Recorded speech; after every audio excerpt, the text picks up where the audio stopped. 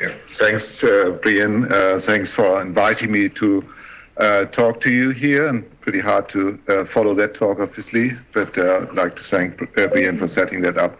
So what I want to talk about is ECPR and what possibly can go wrong. For that reason, I admittedly constructed a case which is combined of a couple of cases we've seen over the last few months in St. Vincent's.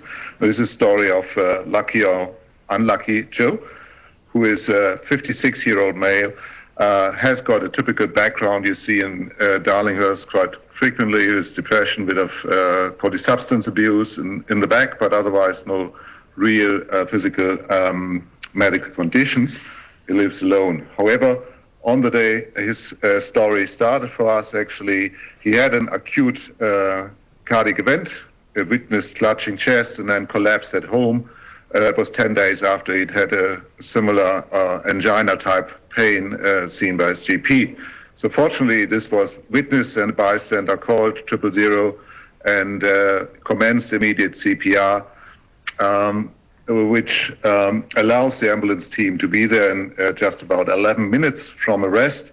Resuscitation was advanced life support, was initiated with LMA, IV access, and the Lucas device was started. However, the arrest was prolonged. As you can see, 12 shocks overall were given, 4 milligrams of adrenaline, 450 milligrams of amiodarone.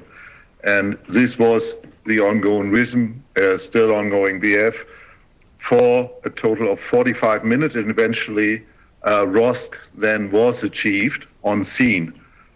So this basically brings us to stop the case for a second, actually, and asking ourselves, should we have left earlier? We talked a lot about the value of offering ECPR early in the scene, and this case initially seems to prove the opposite.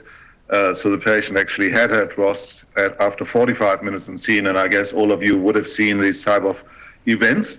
The statistics, however, tell us this is not very often. And as we progress in this case, it turned out to be not durable either. Anyway, this patient has been then put onto a stretcher, got into the ambulance. Wisely, the team left the Lucas device on. They didn't use this fancy vehicle, otherwise they wouldn't have went to St. Vincent's, obviously. But they had a good car, good device to get the patient to the ED, where we already were assembling, and this is our setup as we prepare for the patient and the ambulance team to arrive. As you can see, it looks all very orderly at the moment. There are team leaders, there are RV people organized. Right and left-hand corner, you can see someone with that long snail in his hand. It's a toe probe. They're all ready to roll. There's another ultrasound device for vascular ultrasound on the right side of the scene. And in most cases, we, in our system, actually, we would be there with the cannulators right on the left. There are actually some people already been scrubbed in, ready to cannulate before the patient arrives. The situation, the scene becomes a little bit more restless once the team arrives. Of course, more people come along. The patient comes along on Lucas, and we are facing our next challenge here, and that's basically, of course, trying to get control in the chaos while a patient has arrived in the ED. And this is, of course, as many of you would have witnessed, not an easy task. This is a photo which is now probably about 10 years old or so, where we've done our first ECPR cases in resus. And if you look closely, I hope it can be seen actually, the patient is of course hardly seen. There's no mechanical CPR devices. All the dark blue people on the left-hand side are nurses basically taking turns in providing manual CPR.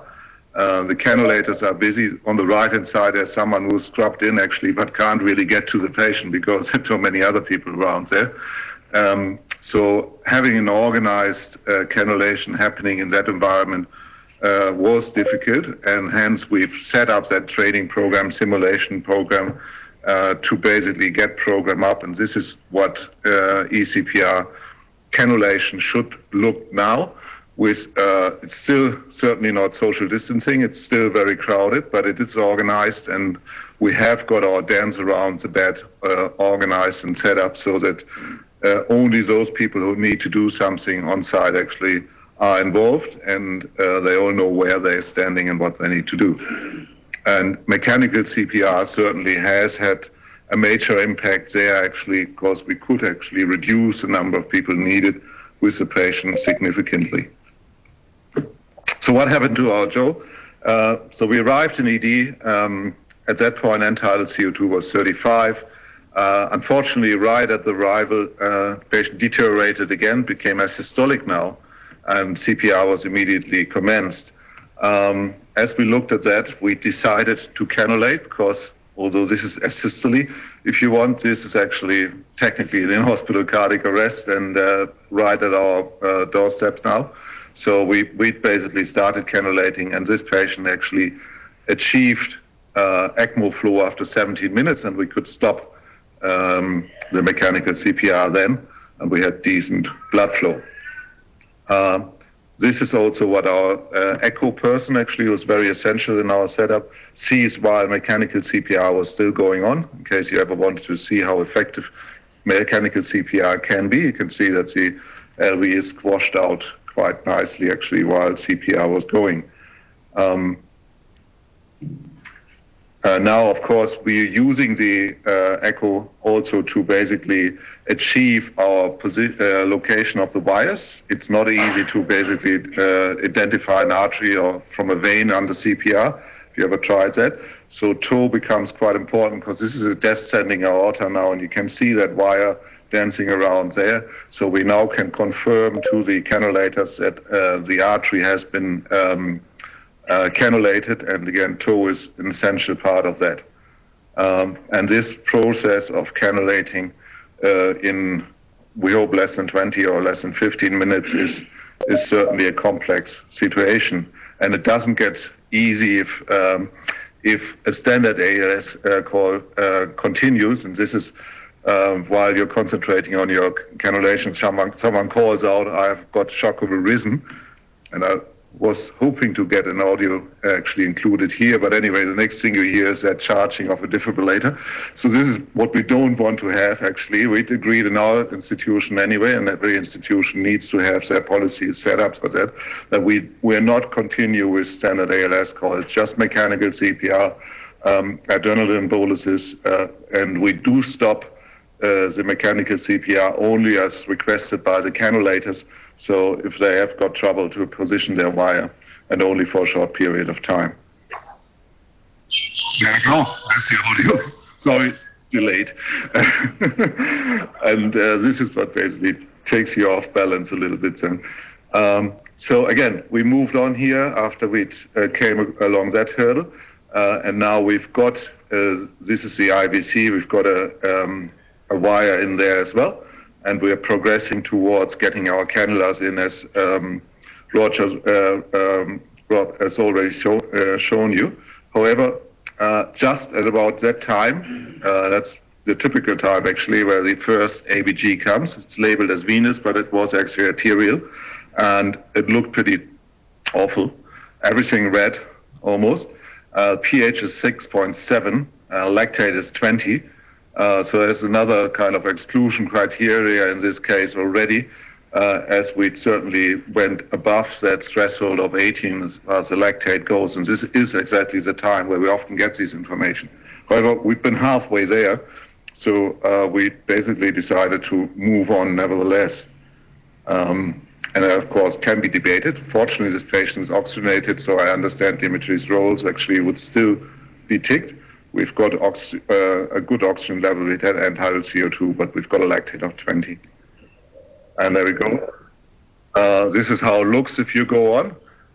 Venous blood is drained out there in a nice dark red, and the primed solution is coming back to the patient there, and it's through another wire. And if I talk a little slower, we would hopefully soon see some nice oxygenated blood coming back from the ECMO circuit, and at that point in time we can stop the mechanical CPR, as the patient actually would have achieved enough blood flow to provide blood through the organs. Saying that allows oxygen supply to end organs, but hasn't yet actually treated the underlying condition. So our patient here is still in VF, and again, that's one of the rare opportunities where you can spend some time with your toe probe to document VF. This is how VF looks actually on echo. However, interestingly, when you shock your patient on in this situation after ECMO been initiated, the chance of success is fairly high. And in fact, this patient just needed one additional shock to go back into sinus. Still quite a suboptimal ejection fraction, but we do have some ejection happening here. All right, so at that point in time, we decide to leave the scene and move on. All our patients will go into Cath lab. By definition, unless we do have strong suspicion that there's another cause for the arrest, and we need to address it in any different way. So again, crowd control in Cath lab is not easy. The whole caravan basically went over there, and even our purposeful Cath lab, built Cath lab, we'll see a lot of teams basically gathering there again. Our cardiologist found a lesion here around the RCA, and I put 2 overlapping stents in. And as cardiologists are, they like their blood to be thin, so they've given quite a bit of anticoagulants, heparin, ticagrelor, aspirin, and tirofiban.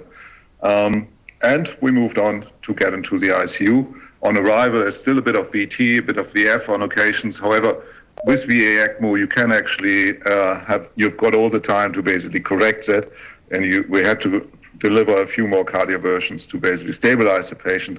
However, hemodynamics have improved, lactate is dropping, and our pH is normalizing now. However, this is again not where it stops. Unfortunately, we noticed that the hemoglobin was dropping. 4 units of blood were given. APTT came back as greater than 150, and there's slow oozing on the left femoral side, as well as a hematothorax in the left chest. Confirmed by ultrasounds and as well. So again, there's our next trouble point. We've got massive hemorrhage for ECMO. That's not good for the ECMO circuit because you need to have some vascular return to basically keep it going. But it's not an uncommon complication, unfortunately, as these patients have got an intrinsic coagulopathy secondary to the arrest. They do have ECMO itself gives you an coagulopathy as well and influences the coagulation system.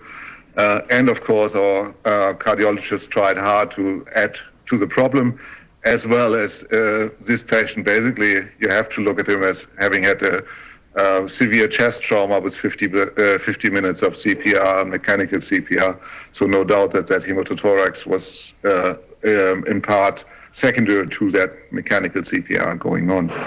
So that certainly takes a lot of skills and collaboration with surgical teams. We had our vascular surgeon addressing the cannula side. We had a drain inserted, and we'd had to give quite a lot of blood products actually to stabilize the patient. But we moved on to do that, and only to see this next. So this was basically just another half an hour later. You can see on the left-hand side the ECG is not giving us any reason. There's still blood pressure rather, at a map of 72, but not much of a pulsatility. And this is again what we see ultrasound-wise. There's a mitral valve which flips around a bit. The aortic valve is closed, and there's stagnant blood in the left ventricle, which again is a problem in VA ECMO. And our challenge here is to basically try to make the left ventricle contract again. If you leave it stagnant, that blood will clot and will contribute to stroke formation. And of course, this left ventricle will not ever recover.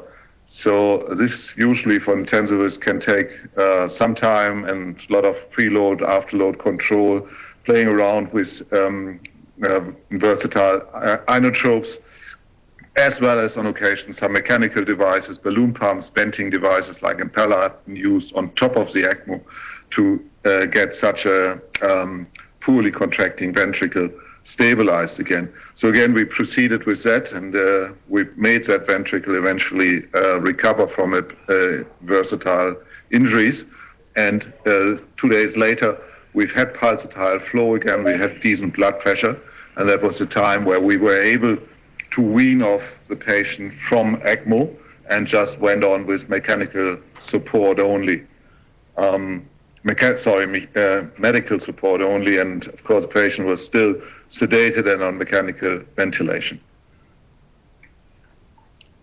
Which brings us to the next phase effectively. Now we are moving into about 3 days plus phase where prognostication becomes an issue, and we'd had that, and I think in our first panel already, where that interconnection between brain and heart is unfortunately evolving, and we basically have to do neuroassessment.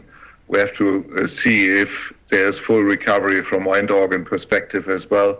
And effectively at that point in time, there are effectively 3 ways a patient may not survive. It's, of course, second due to severe brain injury, second due to multi-organ failure, or second due to an isolated cardiac failure to recover. If there's an isolated cardiac recovery failure, then on occasions we can offer durable mechanical devices like LVADs even, but that's a rare event in that scenario. But it becomes quite complex because these patients had spent some time on sedation as well. So how long do we need to wait? Sorry, that's cut off somehow. How long do we need to wait basically to determine if a patient can recover? And certainly this is going to be longer than the recommended 72 hours, as patients were on ECMO for most of that time already. And on occasions, we actually have to see these patients 5 or 7 days before we can make that call. Joe was actually lucky in the end. So he was waking up. He was starting to communicate with in writing first, as he was still on a ventilator, but eventually actually could be extubated and moved out of the ICU. So in summary, guess you would all have seen that photo, and who knows who's the guy in the background there? Could be no more famous than that. It's Odysseus. In the Odyssey, basically, he proven his archery skills by shooting arrows through a dozen axes, as you can see there. But and he gets a lot of credit for that. But in my opinion, the guys who are holding the axes should have the credit, because without having them perfectly in line, that shoot would never be possible. And similar, that is true for ECPR as well. A lot of things can and will go wrong in ECPR and in ECMO, and a good system basically needs to deal with all these issues and be prepared to overcome them, because only then you effectively can have a good outcome. And a good outcome may even be that just 1 out of 3 will survive, but that's still one more than without the ECPR. And that's a number to treat of 3 people, which is fairly good in any treatment situation. With that, thank you.